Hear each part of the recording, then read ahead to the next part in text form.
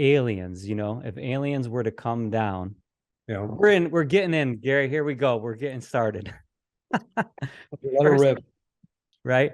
If Yeah. aliens were to come down and see, I don't remember where it's from, some movie or something, but see our relationship with dogs, they would see us walking around cleaning up their poop, and they would only assume that the dogs were the lords and the masters.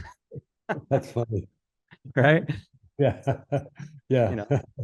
We're the Israelites to the Egyptians back in the day.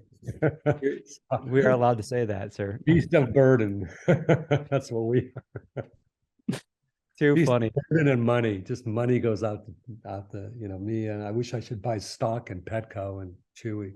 It's the truth. Well, my girlfriend Kelly, she has a nonprofit called Silver Stray Social, and she's gotten a lot of partnerships with some of those companies, Kong and Chewy and everything, for some of her efforts that she's working on right now. So, Mm-hmm. but yeah, they're definitely a big banker for us, over here too. So anyway, are we like, how are we doing this one, Gary? I mean, I'm recording, and hopefully that my computer actually keeps this one so we can do this on video here. Sure. I'd like to put it on my video one nonetheless. That's fine. So, but in case you aren't familiar with my friend Dr. Gary Penn, you should go back and look at some of our other episodes here, which are not super frequent, even though we'd like to remedy that. And then there are some on Gary's own podcast. Where can they find that podcast, Gary, of us talking and you talking? It's called Your Psych Pod. It's been silent for a little while, but it's going to be starting up in the next few weeks. So, but there's some good episodes that I think are fun to listen to. Well, it's evergreen content, right? I mean, the stuff that we talk about here and that you talk about on your podcast, the people that you have on, the books that you've written. Mm-hmm. It's the human condition, right? We're talking about things that I don't think, even with all of this AI craziness, and maybe we can talk about some of that's not going away. The human condition is here to stay. So yeah, it's an interesting thing that what you just said. It's like emotionally, right? Psychologically, there's not been a ton of evolution. I mean, look at our world now, and look where we are. Like, we're a bunch of Neanderthals, and we're just sitting there, and we're just grunting, and we're miserable, and we're going to the basis most often. I mean, not we in general, but there's plenty of beauty and greatness in the world. But you just hear all these things, or you see it, all these things of the solution to mass shootings is more mass shootings, and everyone's just angry and miserable. And I think everyone else is an idiot, and everyone else thinks that I'm an idiot. Right. And it's just, there's no evolution when it comes to psychology. So I'll take a little bit of a left turn here, and it reminds me of George Costanza saying that there's been no developments in toilet paper. And there will never be developments in toilet paper. Of course, Jerry and Elaine, push back a little bit on that concept, but overall, the shit that we get into, as it were, like you said, is it's persistent. Yeah. Right. And it's like, in my narcissism, I want to be king of the world, and I would fix it. Sure. Right. That's awesome. Yeah, that's hilarious. It's so true. And we would have all the right answers. That takes me to Frodo with the ring, right? If you have that ring, you absolute power corrupts absolutely. We think so until we have a grasp on it. That's right. That's really interesting. There was something else I wanted to say about that. No, the narcissism. Thank you. Yeah, the notion that you said narcissism, because the last time we spoke, unfortunately, the Zoom didn't capture the video, and we had, the narcissism of the quintessential provocateurs that we are. I feel like it was brilliant, everything we said. Now the world will never know. Yes. But one of the things that we talked about in that discussion was the notion, I think we've broached it a number of times. I know we have when you talk about good anger, learning to hate your parents the right way, that kind of stuff. The narcissism, there's a positive narcissism, right? I mean, that's one of the things that we talked about last time. It takes me to, Muhammad Ali, right? Yeah. Perfect example. Picasso. Perfect example. Yeah. You know, and it's not that they're braggadocious. They know, like Muhammad Ali knows, I can beat you. Tiger Woods in his prime knows. Michael Jordan knows. Right. I'm better than you. And it's well, not, and yeah. Well, I was gonna say part of that knowing, it goes back to, I know we both talk about the kind of there's affirmation mentality, law of attraction type of stuff, and there's snake oil in that whole, there's a whole like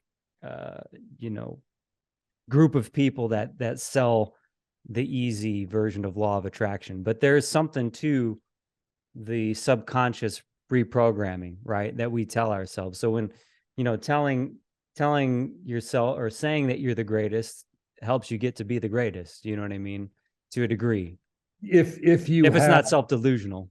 Yes, if you have the infrastructure to support that. Someone like Trump, for example, is a malignant narcissist. Right. He appeals to all of our darkest angels and says the darker angels in you are great, not like become better. It's just no, you're perfect the way you are in your imperfectness. Right. And it's very disturbing how we've been very deluded. Sure. And we've really gone down a really shitty path, I think. That makes me think of is, we've talked about this before, I think, a book I read. I was probably 17 when I read this book, and it's like, it's part of what put me on the path to this conversation, undoubtedly, because it's just affected me so deeply. But James Hillman is the author. He was a contemporary of Jung, a student, and the book is called The Soul's Code. And in it, he talks about the daimon, the spirit, the genius, the seed, the acorn that grows into the mighty oak. And he talks about, there's one part in one chapter, he talks about Hitler. And, I'm not trying to make the full-on comparison with Trump and Hitler, but there are certain overlaps, right? When we talk about ego and narcissism and those type of things. But that basically Hitler's spirit, daimon, was grandiose from childhood, even that there was something in the seed that said this was going to be something big. But that time in the daimon is outside of time, the spirit is outside of time, and so that time only slows and holds back realization, right? So from the acorn to grow into the mighty oak takes that time of maturation and all that, right? And so as Mein Kampf, as the struggle gets in the way, so to speak, instead of understanding the struggle as the fires of refinement in the furnace where we develop character, Hitler's daimon turns demonic, from daimon to demonic. And in that, the path isn't fast enough. It isn't straight enough. It isn't succinct to what this thing inside is saying, the grandiosity of who his spirit is supposed to be. And that's when the wolf takes over and corrupts him. And there's, when you say that about Trump, about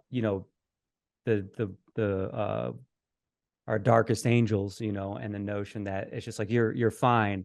There's a certain amount of that makes me think about, that's why it appeals to a certain shadow self potentially, right? That just Yeah. says, Yeah. oh, it's easy. I want that easy way. We've talked about that 100 times over. It's the easy way out, you know?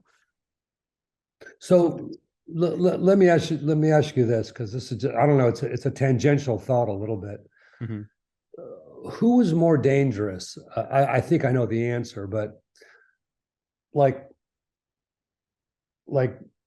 George W. Bush was evil, Mm-hmm. and he's responsible for hundreds of thousands of deaths. Mm-hmm. Trump is evil, and he may be responsible for millions of deaths. Sure. But right now, like, is someone like George W. like, people don't hate him. They don't have the same kind of, Yeah. anger Visceral. and Yeah. rage against Uh-huh. someone who lied to us and told us and sent boys to and men and women to their death for absolutely no reason. Right. So, part of what I feel like with that is that, and maybe it's wrong, but Mm-hmm. I think people, myself included, Mm-hmm.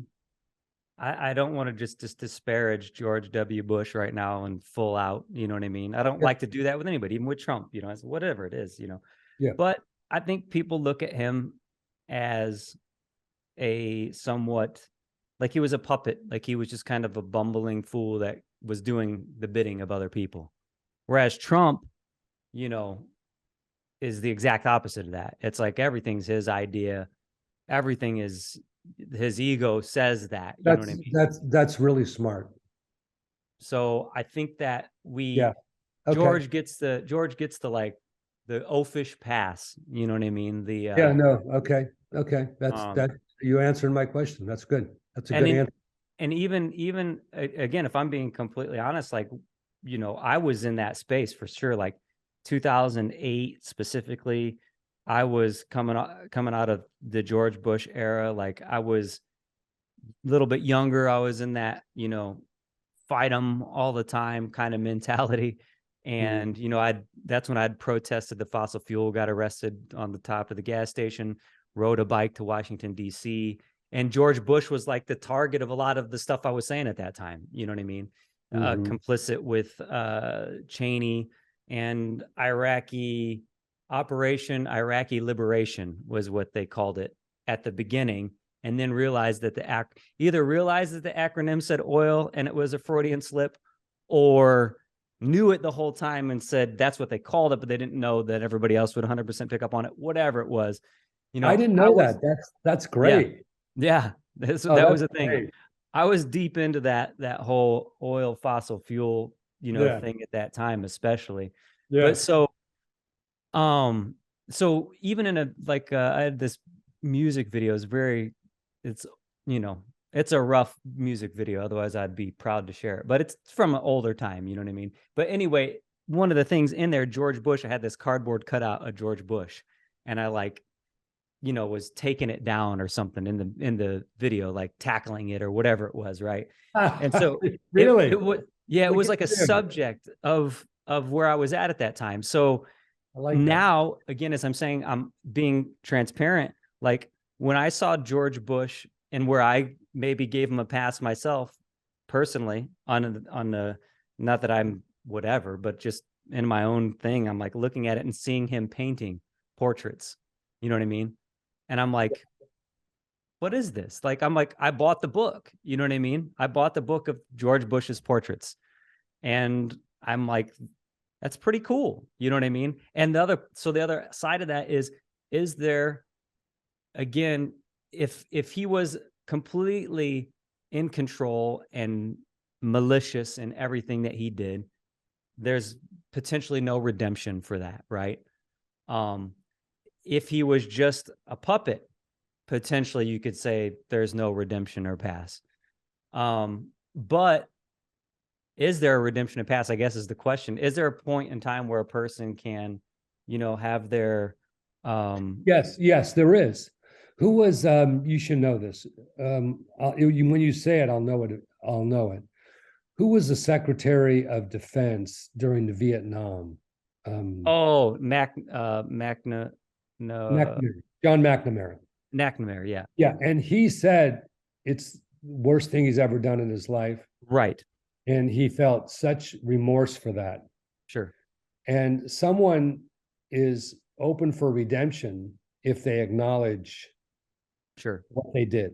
Right. That's the first part, at least. Yeah. So if someone doesn't acknowledge it, then it keeps the wounds open for everybody. Like if your parent is really shitty to you and all they do is they say, well, you don't know what your father was like, or I tried the best. Like they come up with an excuse for everything. Sure. You were really tough yourself and all these things, and no one like says, I really failed you. Right. I really, really failed you. I was and it was really awful of me. And I really want to hear what it was like for you to be my child or something like that. Sure. Hang on a second. Hey, knock it off. Knock it off. So then forgiveness could really happen. Sure. And then redemption on their part could really happen. Right. I think redemption if you don't really know what you did or acknowledge. Right. Well, I think it's funny because like when we talk about that with the parents and we talk about that the notion of it seems like it's just that denial, and it feels like it's a weakness, but it's really a strength when you own up to that, right? Oh, absolutely. So it's one of the most redeeming things that we could do. But so with George Bush, I guess, and seeing him like working on paintings, whether I guess and that doesn't like, okay, I'm going to start painting. So now I get the pass. Obviously as an artist, it's an acknowledgement of something that is completely opposite. And I read like the foreword of the book and kind of dug a little bit into that. But I think even though he maybe didn't fully acknowledge, his part, right, in deaths and tragedy, I guess the question is, does he get the golden ticket? Because he did have a time where he admonished Trump. There is a separation between Bush and Trump. Like he is literally, I can't remember the exact moments, but I know there were some times when he's distanced himself. Whereas for some reason, the entirety of the Republican Party seems to not want to do that in the face of everything that you could possibly imagine. It's one of the biggest things that I've seen in my practice of that people are not capable of saying, people have such a hard time of saying I was wrong. I saw a man I'm seeing in therapy. He's in his early 30s, and he wanted to bring in his father. He brought in his father. Him and his father have a very conflictual relationship. The father's daughter doesn't talk to him either. And I spent 2 sessions, a double session, and I said to the father, all you have to say is, there's been times that I really failed you. Right. And I know it's hurt you. And if you, and I'm curious to know how you feel about that and what it did. And I said to the father, if you do this, like your son is waiting to like, just give you like boatloads of love and joy and happiness. And if you say this, it's like you put a dime in a slot machine and you get $500,000. Right. Father couldn't do it. Wow. Simply even in that scenario. In a double session, I go, say these words. Just say the words. Wow. Doesn't mean you weren't a great man. It doesn't mean that you didn't do a lot of wonderful things. Doesn't mean that, you're a piece of shit in any way, shape, or form. But just it seems like it's clear to me that there's things I've done that have been really hard for you. Right. And I'd like to know what they are, because I think it's important. All he has to do. And if he was wrong, he says, you know what, I could have done better. That's it. Could not do it. Wow. And it's so interesting that so many people they have such a hard time to say, I'm so mortified at what I did. I'm so like, I really failed you. What I did was just, because we all have like, but you did this, but what about the time when you did something just the same? Right. And so it's a circular gunfight. Yep. And it's okay. And then the other person, like if you say, Gary, well, you did this. Right. Then we're going to argue about if I said like you were so selfish, and you're going to say to me, well, let me tell you the 5 times you were selfish. Right. And let me tell you the other 5 times that I was completely unselfish. Right. And you and I are going to argue about those past 5 times or 10 times. And now we're going to have, this is couples, a lot of couples. Now we're going to have like a 10-day fight. Yep. Because we're going to relitigate it instead of just saying, yeah, you know what? You're totally right. You're absolutely right. I just made a sandwich. I was starving. I didn't even ask you if you wanted something. I was I'm a little bit mortified. Honey, what can I make you? Right. Instead, what about yesterday when I did this? You wanted me to go out of my way to do this and to pick up something from your friend. And the time that I asked you, you just couldn't do it. You just couldn't be bothered. Right. And now it's on. Right. Well, we feel, so I agree 100%. And the question I guess I have is like, well, why do we do it? I feel like the answer is because more than anything in those situations, we feel attacked. If the same energy, if we were being fully cognizant and when we were talking to the person who offended us in whatever sense, and we're a little bit more graceful in that regard, you know what I mean? I know because we talk about this a lot. It's a two-way street always, right? And so if I were to say, you know, I'm really upset about how this happened, instead of like, you're terrible, you suck. Well, no, no, that's different. But what if someone says, I can't believe you just made a sandwich and you like, I can't believe how selfish you are, which is not horrible. Right. Right. It's not like you're such a self-centered asshole. Right. If someone says that, people will go to war over that. Now, if you say it the way you're saying it, yes, like it's fighting words, but if it's just that, and even if it is fighting words, I would say let's say to my wife, if she said that, I go, honey, you really have heat on this. I don't have to respond. Like, we don't have to be dominoes that are lined up. Yes. From here down to the end of the world. And it's just like one domino falls on the other. Right. And it's like, it's just, if we could be conscious in the moment and say, oh, you're really angry with me. Well, and I think even not saying anything sometimes, like Jeff Thompson, I talk about him a lot as a guy that I listen to. And he's one of the things I was just listening to a podcast the other day. I've heard it a bunch of times, but the most powerful sound is silence, you know? And sometimes it's true.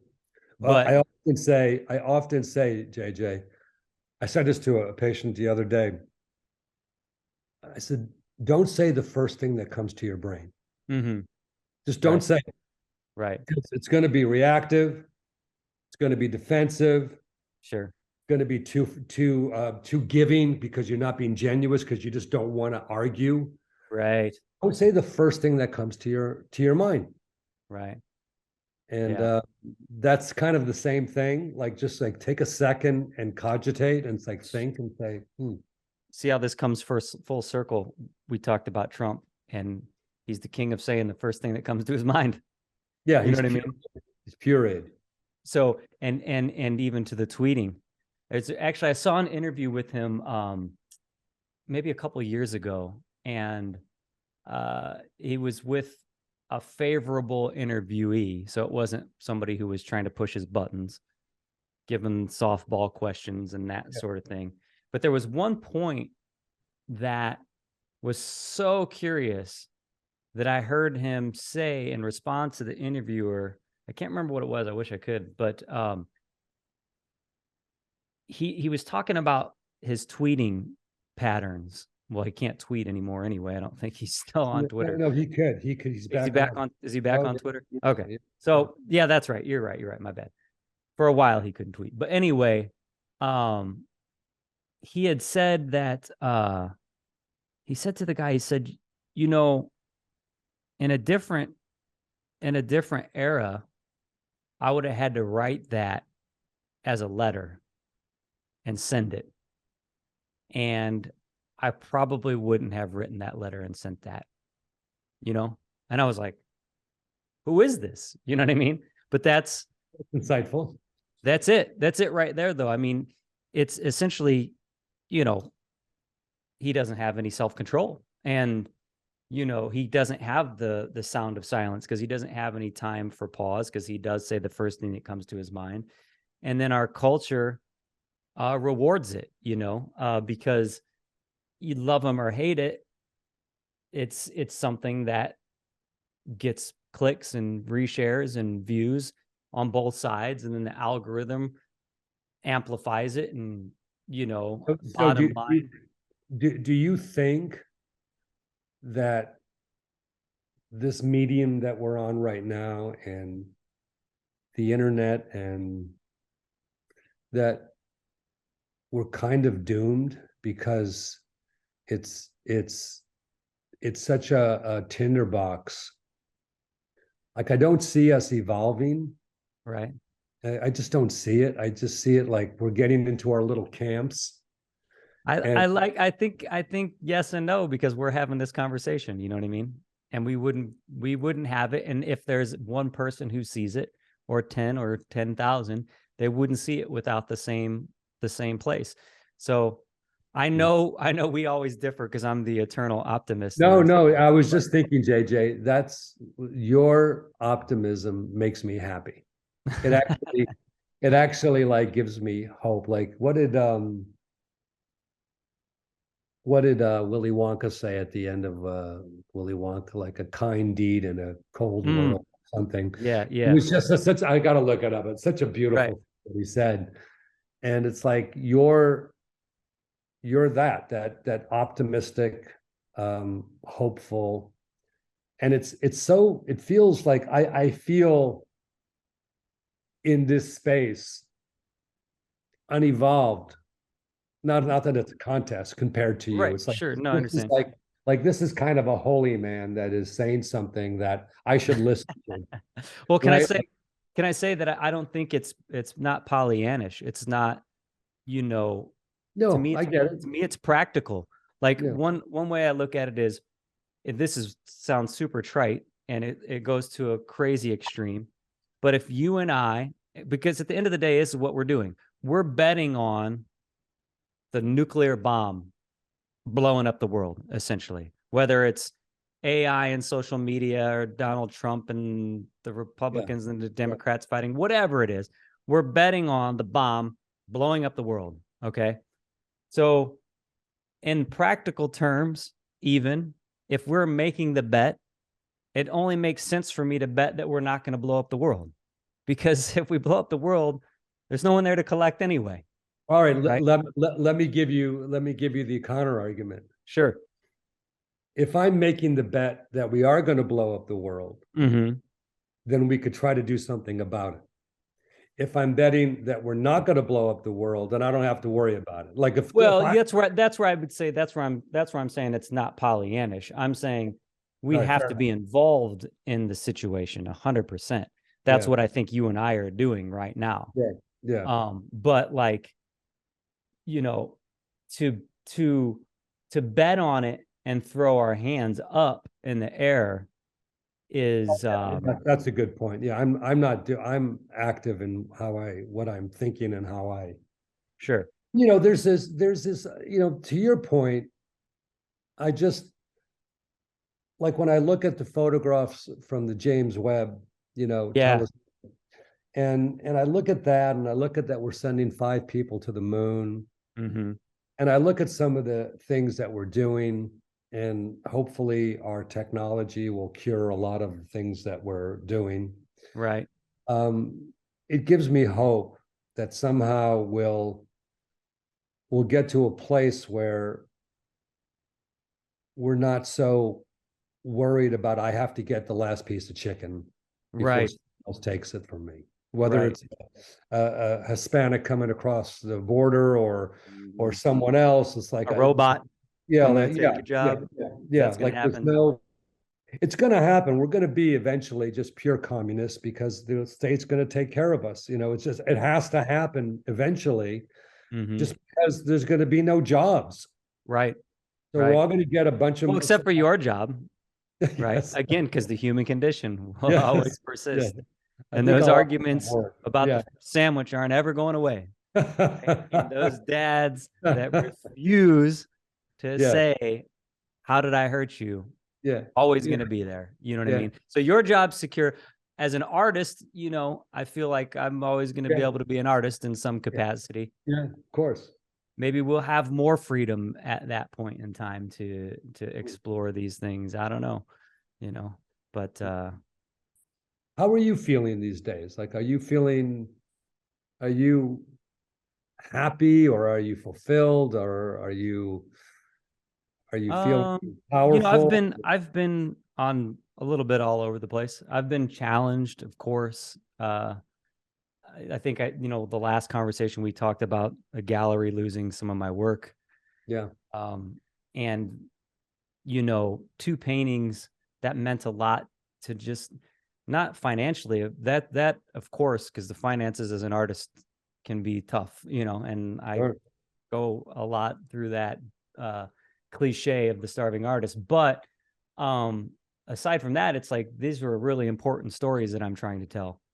And so for those paintings to be completely lost, and then to have the insult to injury by no apology, no financial restitution, and then to go the extra mile to actually try and tell me that I can't tell my story, send me a cease and desist from a lawyer to make me have to get a lawyer to respond to that situation. And then on top of all of that, to basically have one of my paintings, you have 3 of my paintings, you lose 2 of them, you have one painting that you still, it's basically they're holding it hostage, refuse to return the painting until I send them $200 ransom for the framing that they did on the painting that they didn't lose. And then lawyer sends back a message, says, hey, take it out of the frame and send it back to my client. Now we're in, this is April 8th. I sent those paintings out, and it was October 24th of last year. You know what I mean? So, when I say, again, the finances of it are one thing, but then it's like, it's for me being as emotionally sensitive as I am to things, right? As an artist and just a human being, and trying to remain positive, I try to carve out a path with the gallery, figure out a way that the gallery, like the dad, could sit in the room and say, I'm sorry, how did I offend you? I'm sorry, how can we make this right? Not wanting to do that, taking this bully approach. It's that's where the rubber hits the road. That's where my Pollyannish mindset, if there was one at all, completely is shattered, because it's very much like an abuser situation that says, well, no, you don't even get the right to tell your story. So Yeah. it was a thing, but I mean, now it's like I'm making the mini documentary out of it. I'm telling the story. I'm telling the story again here, and I try and find alchemy through the tragedy. Like, how can I turn the lemons into lemonade, and make something of it? Just like losing my dog, Francis. We've talked about that a number of times, and it's like 2022, I write a book, and it takes me on a journey that I never would have otherwise went on. So, I guess I look for not happiness as a fleeting emotion, but joy as a grounded center of my being, right? So it's like, I cannot be happy a lot of times. I can be borderline depressed, but the joy of appreciation and living in gratitude is really always at the back of my experience. So it's not bad. There's a part of me, as you say that I just want to like kind of protect you. yeah, I kind of come in and just like protect you, and I want to be sure. one of your, you know, warriors, and I want to like sit there and I do that. Not that you're my patient at all. I could be your patient, but that's what I do with my patients sometimes. I just kind of want to like engulf them and say, Sure. this, you know, this is yeah, I'm not a fan of happiness. I'm Right. or as my Can we make t-shirts? I'll make a t-shirt. The design is, I'm not a fan of happiness, Dr. Gary Penn at the bottom. oh, that'll be good. That would be pretty awesome. Or as my last analyst would say to me, Gary, you're looking for a happiness. That's awesome. That's good. That is good. Okay. That's I came into analysis one day, and I said to my analyst, I'm going to give you a layup. He goes, okay. So I said, there's this colleague that I have in my building, and I think she's left her marriage has gone awry, and she has a young child, and look, we're kind of having this kind of erotic kind of connection. And I said to him, I have this fantasy of making love to her, and while I'm making love, breastfeeding. And then I go, your line. Oh man. So it was is that in his book then? That's gotta be. Yeah. Right. But it was pretty funny. That is awesome. Wow. Yeah. Well, we've got about 2 minutes left here before this timer runs out, and I don't want to make the mistake of missing like we did last time. And the best part about the whole thing is that this only makes us want to get on the next one again sooner, right? I can't believe it's like that quickly. It's crazy. Yeah. It really is. Yeah, it's like first time sex. While breastfeeding. Oh, well, Gary, do you have anything else you want to leave us with before we sign off here? 1 minute and 35 seconds we've got. You know, I think what I will say is this is one of those things where you wonder, well, why don't we do this more often? Right.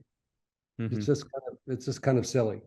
Absolutely. I agree 100%. We could have gone in a completely different direction and never mentioned politics at all and had a terrific conversation. Absolutely. Absolutely. And maybe next time we'll make sure that that's the guardrail. So we'll leave with this. Next time we do the talk, no politics. I'd be very happy with that. 100% keep the politics. Even though I love this conversation, but I would do that. Yes. Absolutely. I mean, no, that's the thing. I love it as well, but I think let's just prove it to ourselves and the audience that we will not do politics next time. Okay. JJ, yes. Thank you for inviting me. Thank you so much for coming on. Appreciate you as always. And the same here, and we'll talk soon. Hopefully.